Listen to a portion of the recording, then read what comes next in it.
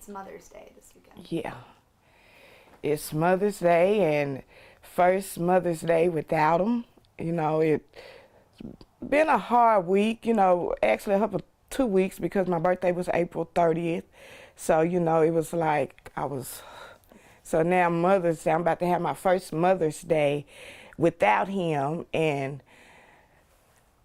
I'm just, trying to deal with it in the best way that I can, trying to, stay strong and, not break.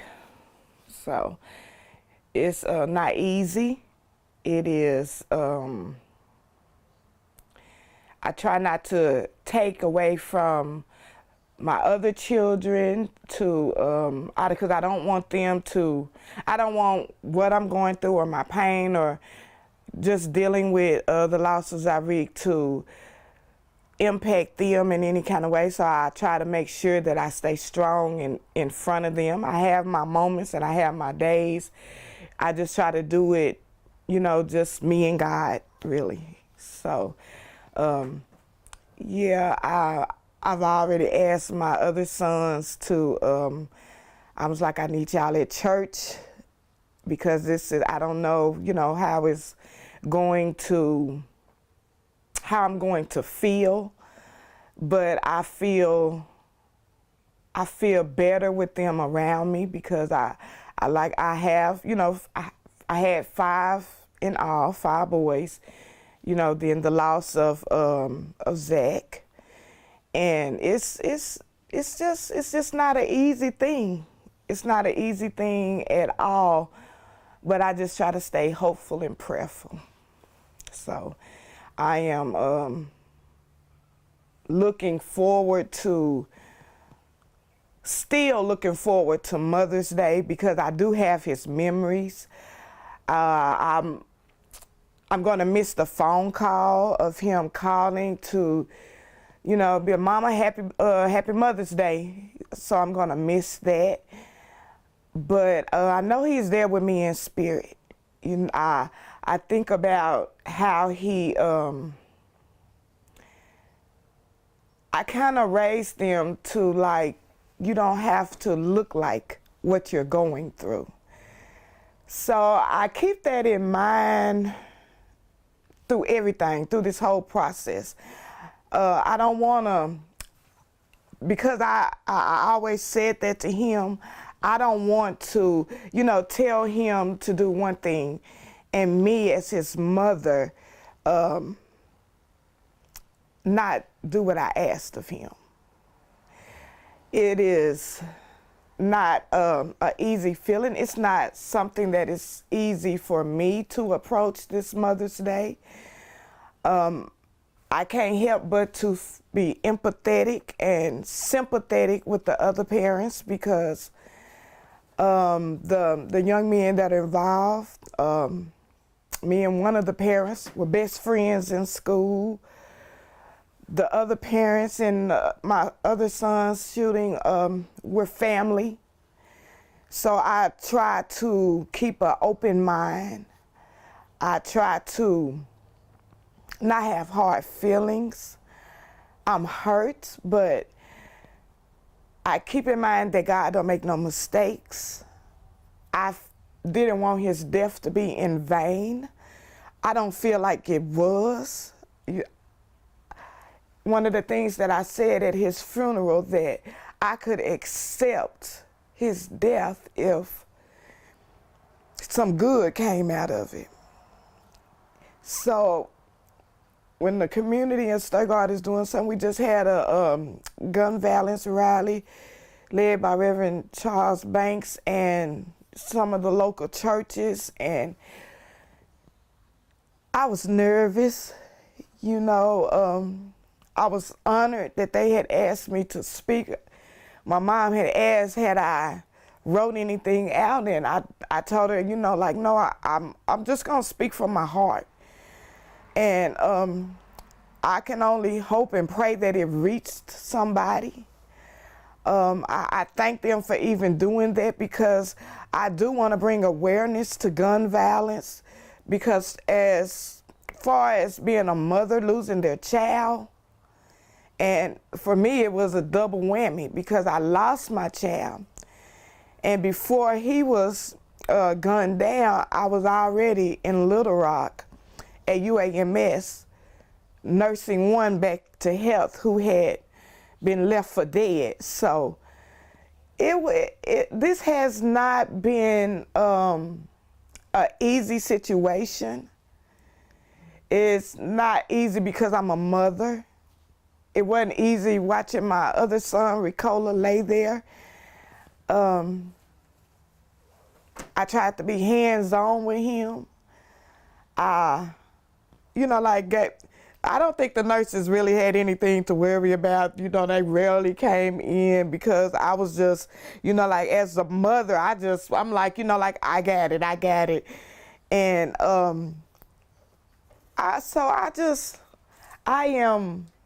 I'm just trying to go through it the best way that I can.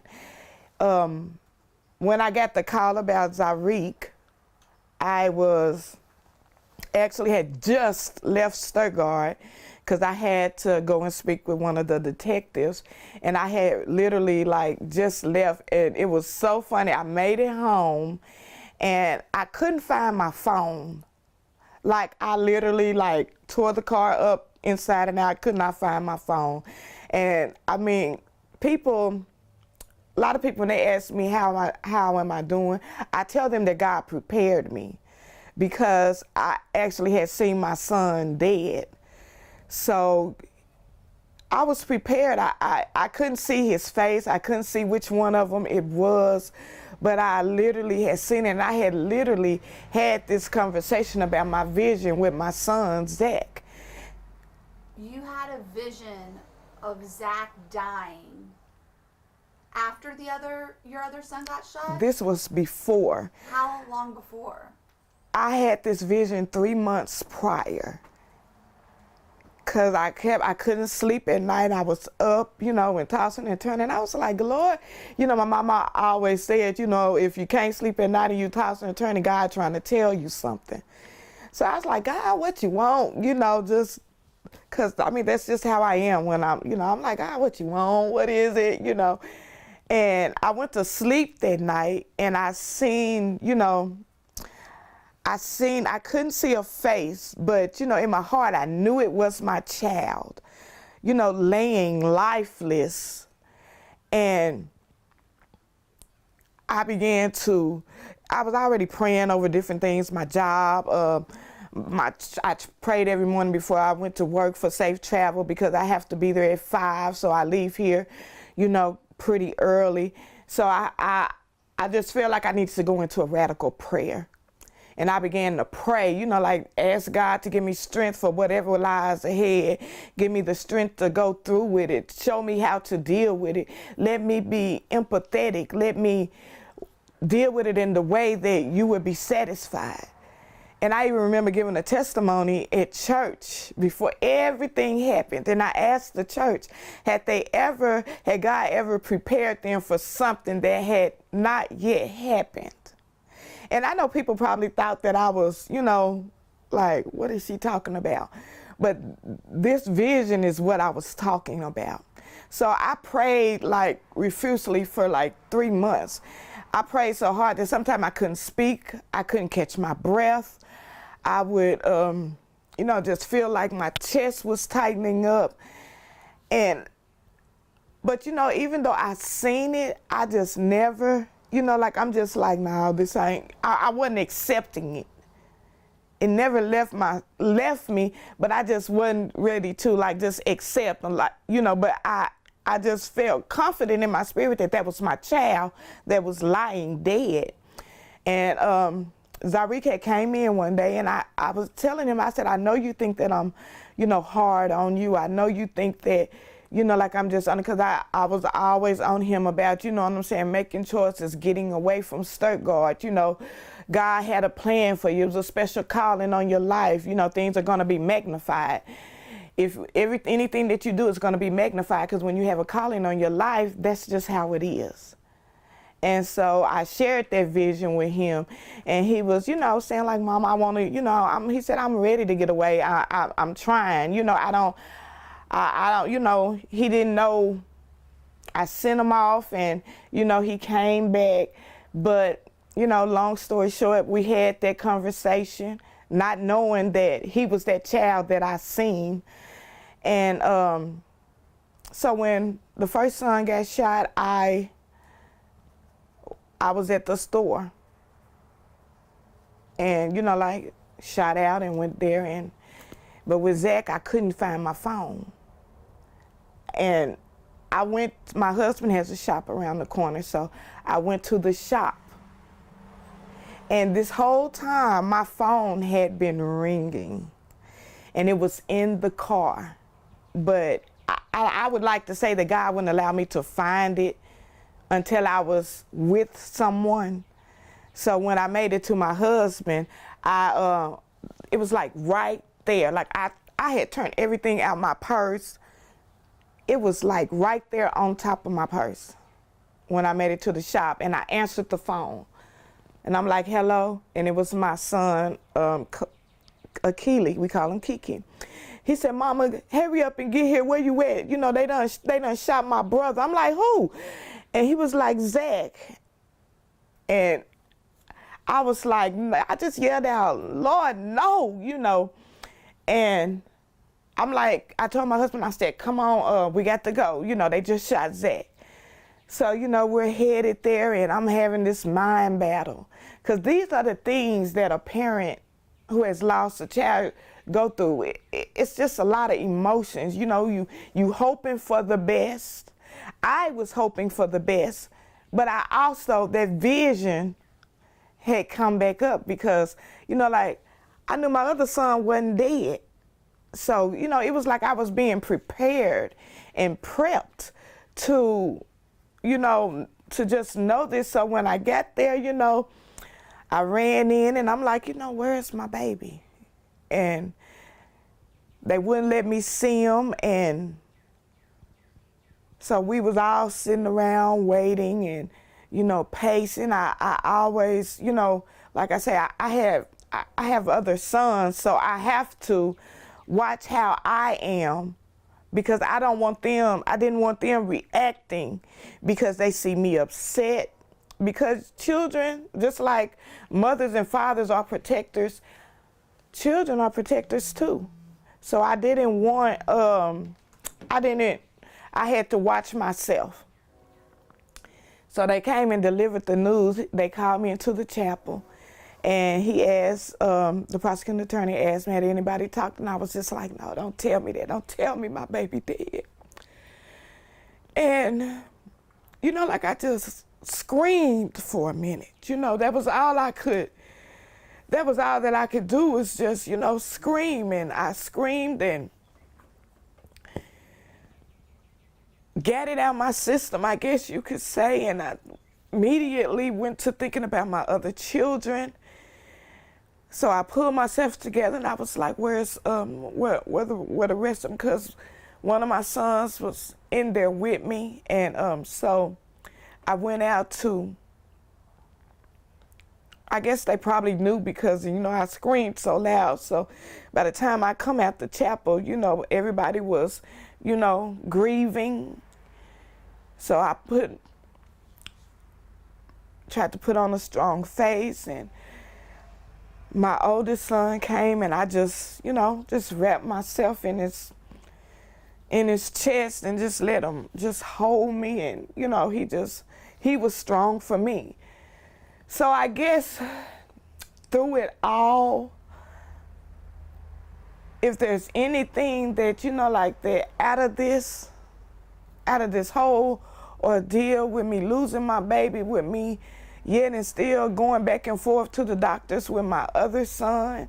He's at the end of his phase. Only thing left with him is his dental surgery. He's in good spirit. But for the community, not just Arkansas, just, everywhere, if there was something that I had to say to our young people, to any mothers that are in this situation, maybe not so tragic as mine, but just any situation where you may have had a child that was injured in gun violence, if you may have had a child who lost their life in gun violence, I am a living witness. I am a walking testimony that you can make it. I can tell you that it's not easy. I can tell you that you're going to have some good days and you're going to have some bad days.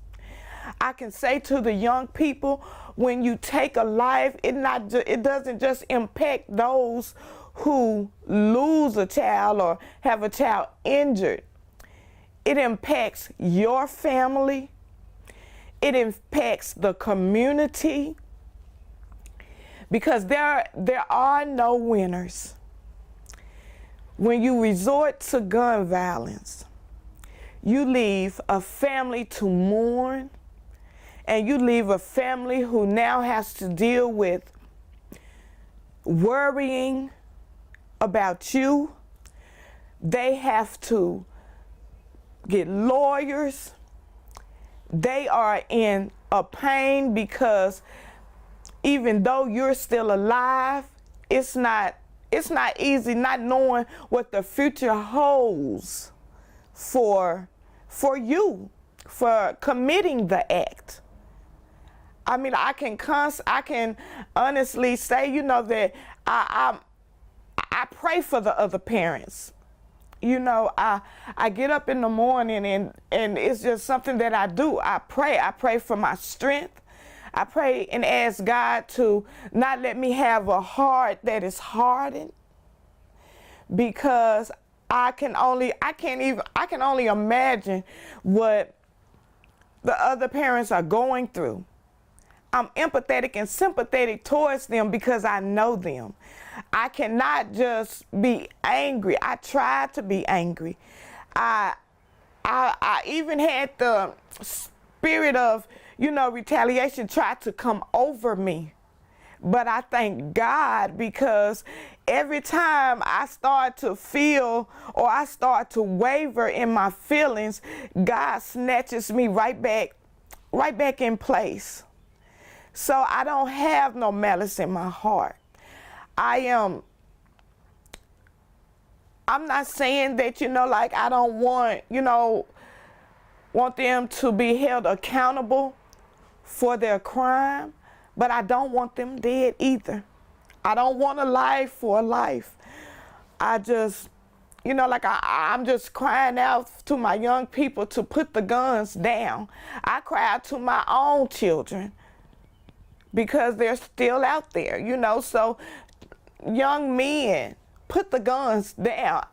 As a mother being in my shoes, I'm crying out to y'all to put the guns down. I'm crying out to y'all to, if there is a way that you can sit and talk about it, even if you have to have somebody who is mutual in the situation, put the guns down. To the churches, pastors, teachers, police officers, everybody. Life and raising children is like a food chain. I said this at the gun rally. It's like a food chain. We raise our children and we tell them the best way that we can. When they leave home, they're going into school. So you are their next positive person in their life. When they leave school, they coming out into the communities. If you are an adult who can be a positive role model, talk to the children, meet them where they are, please. We have to stop boxing children. We put some children in a box. We have this mentality now that if it's not my child, then I'm not worried about it. Well, it takes a village. Worry about it. Soften your heart, worry about it, because we all play a part in it. Don't box them. If you have this group of children that are okay in life, then you have these ones that are going through, that may not have the positive role models, that may not have the people that they can go to. If they are okay, don't turn your backs on them, but focus on the ones that need more help, because a lot of them are broken. A lot of them may not get the love at home. A lot of them may not have somebody that is positive that they can go through. A lot of things are just emotional and they don't know how to act on it. They don't know where to put that energy. In Stuttgart, we don't have anything for them to do. We don't have any community centers. We don't have anywhere for them to go. I thank God. I think the church's First Baptist is one of the church, and a couple of other churches and it's a mixed church. It's not just black children. It's not just white children. It's a mixed church. And they open their doors. They allow them to come in and play basketball. They allow them to, activities. And a lot of the children go to these summer programs. There's some children who can't make it. Find out who those children are. If you're taking your child, it's okay to pick up another child. It's okay to adopt another family. It's okay to do that, because we have to at some point find a way to fix what is going on, to fix the community. We just had another gun violence. I am living in Pine Bluff now, and the gun violence here is so strong and so concurrent. It's just something that's ongoing. I recently just moved here, but I even cry out to y'all, if y'all can just come together. The younger children are looking up to y'all. They look up to y'all. They mimic you guys. They mimic y'all. So even if you can't do nothing but tell them that it's not the life that you want, that they want to have or live, I just pray that, you know what I'm saying, that y'all would do that. Share your story. Share what you've been through. Share what it took you to. Share where, how it is. Be truthful. If you're in this situation or you're in that environment, be truthful about the environment. Let them know that it is not the environment that they want. So, for Mother's Day, I'm going to go into it with an open heart. I'm going to go into it knowing that this young man right here, Zack Geans, will be proud of me in the way that I am handling it. I am going into this celebrating the children that I still have on earth,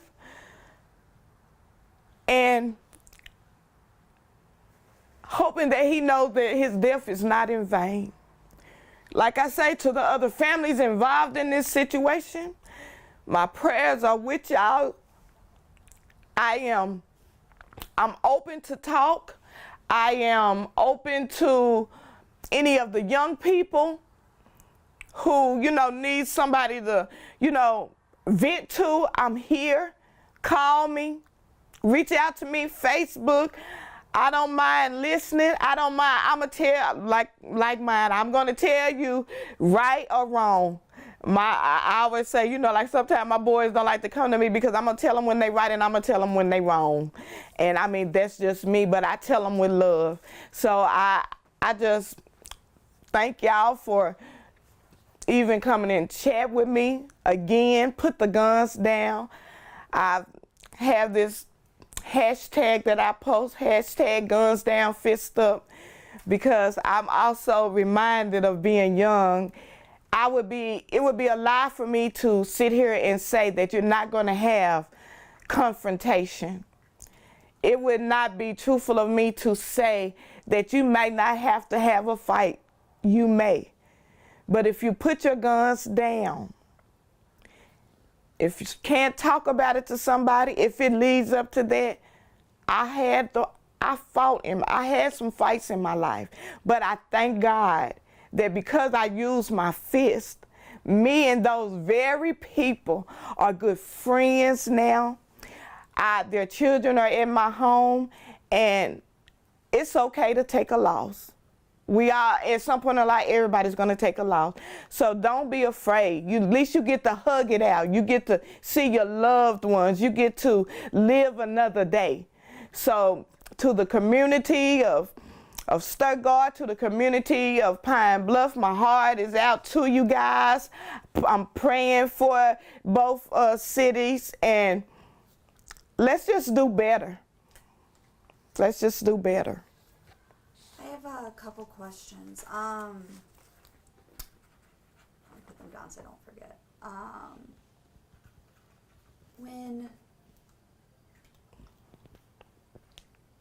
One thing I was talking to you about is, not every viewer, has a child. Mm-hmm. But every viewer, every person that is going to hear your voice has a mother. Yes. Tell me and talk to me about the pain. You're very strong. Yeah. I see the faith. The pain of... What has it been like since this all happened so quickly? With everything that has happened, with one having a son who was shot in the face, in the back, in the arm, and was left there. Dealing with the pain from just seeing that one child laying lifeless for a mother to walk in there and see their baby on a table fighting for their life is an unbearable pain. I didn't think that that could hurt any worse. I have sleepless nights. I cry alternately. I try to do it in the privacy, but it's not a good thing. And to be dealing with that, and a week later, get a call that your other son has been shot, who died, my youngest. When it comes to the pain that a mother feels,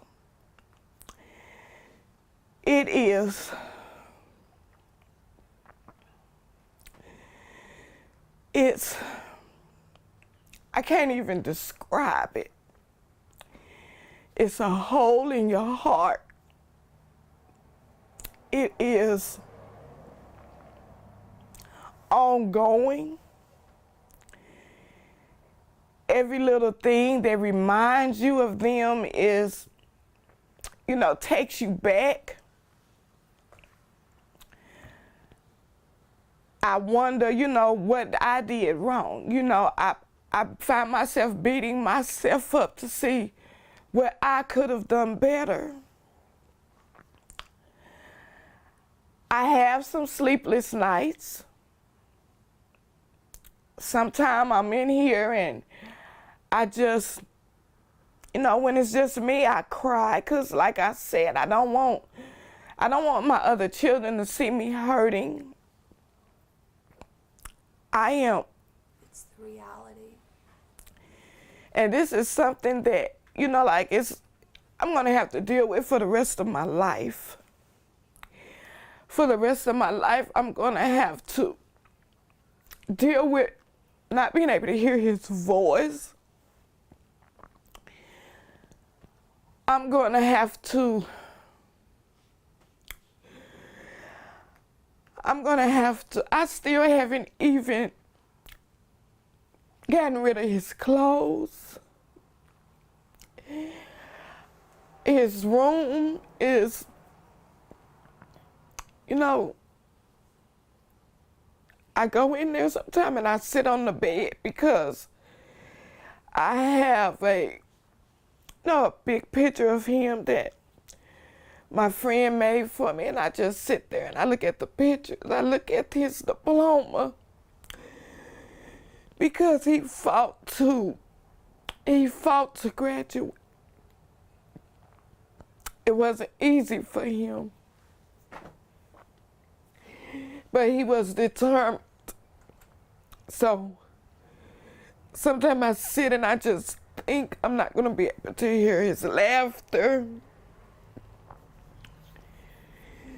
I am not gonna have to hear him constantly say, you know, like, Mama, give me some money.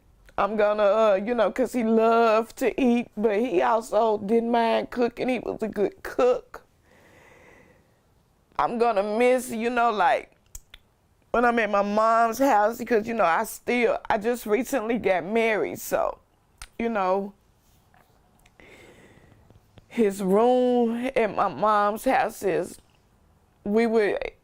I'm gonna miss him coming in and the doorbell, the alarm going off constantly because he was in and out. It's hard for me too. When I'm walking up to go into my mom's house, it's hard because him and his friends would sit under there. So I'm not gonna have that no more. When I go under my mom's carport now, I'm gonna be looking at a bullet hole under that carport where he sat. I will be looking at that. So it's like a constant reminder. I am not gonna have to be, I'm gonna miss, you know, telling him when he got out his clothes to put them neatly in the clothes hamper. You know, it's just ongoing, you know, like, cause the memories are there. You know. I find myself sometimes just smelling his cologne, you know, cause it's just a reminder of him. I try to hold on to anything about him and everything that I can. So you do this. You're smelling the clothes of your son who was shot and killed. Yes. As you take your other son to the hospital after he was shot in the face and left for dead. Yes. That's a pain. It is. As a matter of fact, he just recently, you know, have my other son, Ricola, he just recently, you know, is been able to, you know, get a break and go out. So, you know, so now that most of the, you know, he had to have all of this is going on at the same time, you guys. Preparing for a child's funeral and nursing one back to health. Sitting there, I didn't even know how to walk in that hospital to tell Ricola that his brother was dead. I didn't know. I had called my mom and I asked, like I asked her to have the nurses and doctors on standby. I thank God for UAMS because, my mom I told my mom, you might better go ahead and tell them because of social media. And he had his phone, so they surrounded his bed, and as my mama gave that news, and when I made it back to the hospital, I didn't want to go in broken.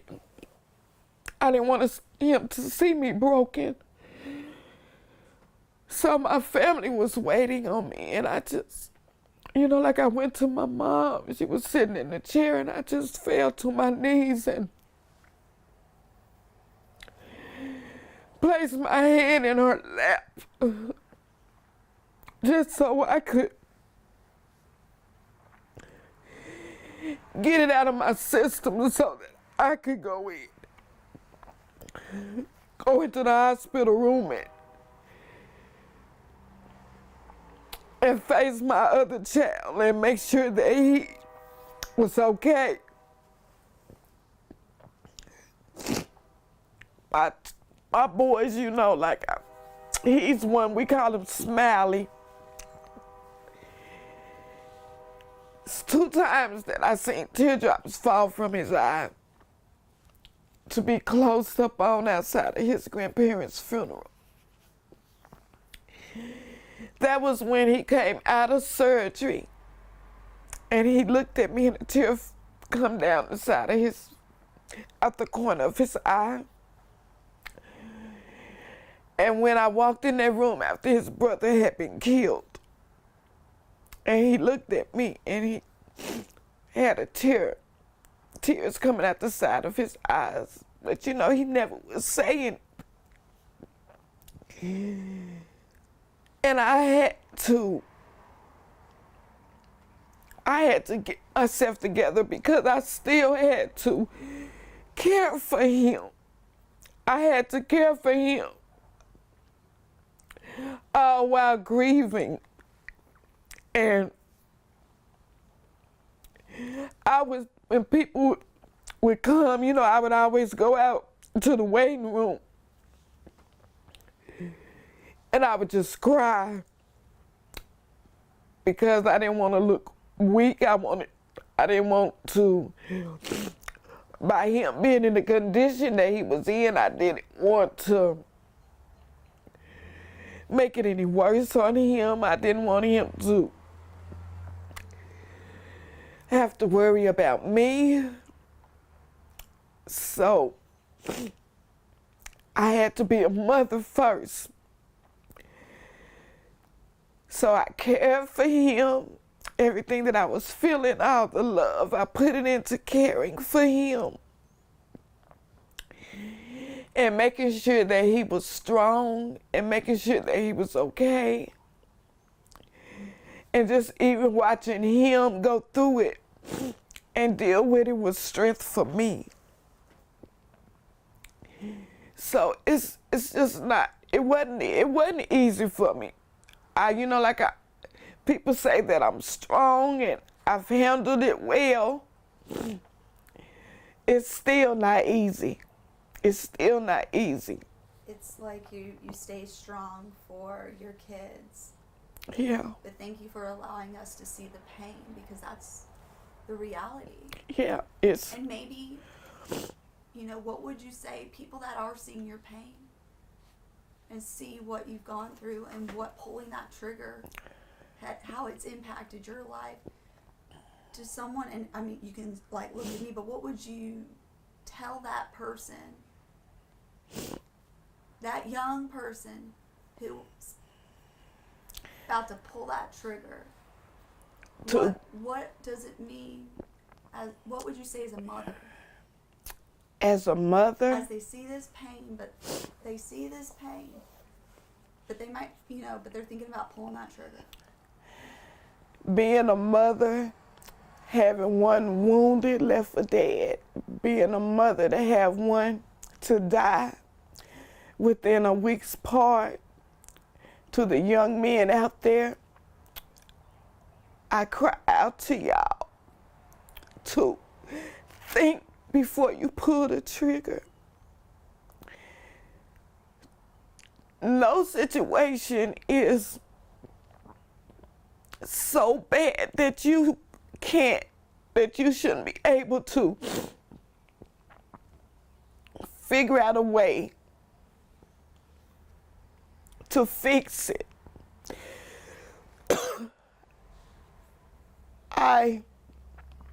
Being a mother,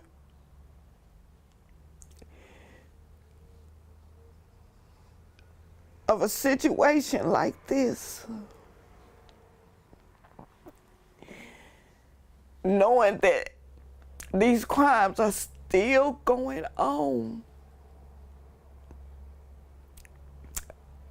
my heart is heavy. My heart is heavy for the young man with the gun in his hand. I don't even think that y'all know what comes after this. Because when you pull that trigger, if you don't think before you pull that trigger, your life is over. You took your own life. You didn't just take somebody else's life, you have taken your own life. Behind bars is not what you want. I have not been to prison, but I have had, like I say, I can't sit up here and say that I haven't had a fight in my life.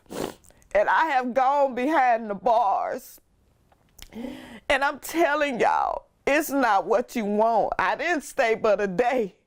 It's one time, like a half a day, and it's not what you want.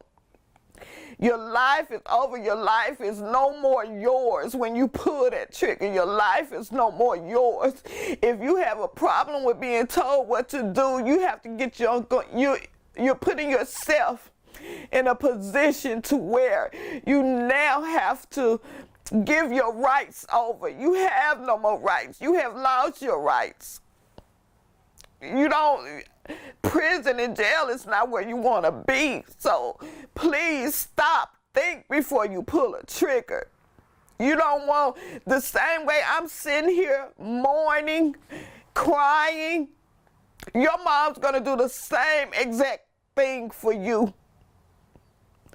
Some people even, that are locked up, they don't even have anybody coming to visit them.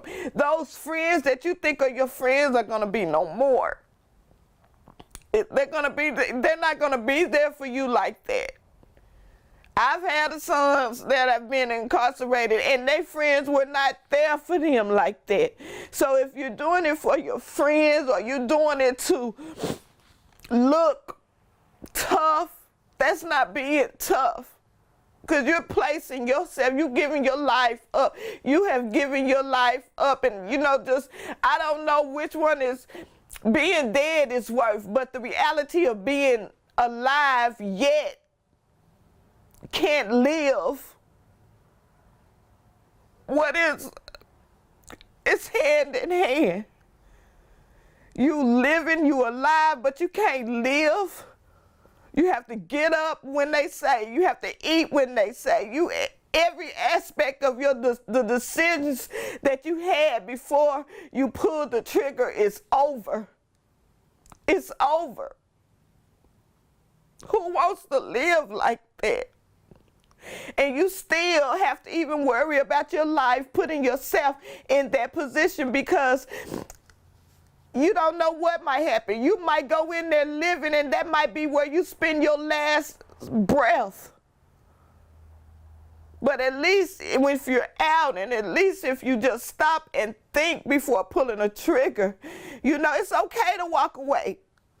We have gotten in our mind that walking away makes you look like a coward. You're not a coward, you're a man. If you can walk away, you are a man. You don't want your mother to be stressed out. And I think that I would be right to say that even though you are alive, your mother would be feeling the same pain that I'm feeling. Because you don't have those hugs anymore. She can't, get to you when you need her. She can't, give you that motherly love like she would be able to give to you if you were free. Put the guns down. Don't pull that trigger. Talk about it. Walk away. Whatever you need to do. Distance yourself. Reach out.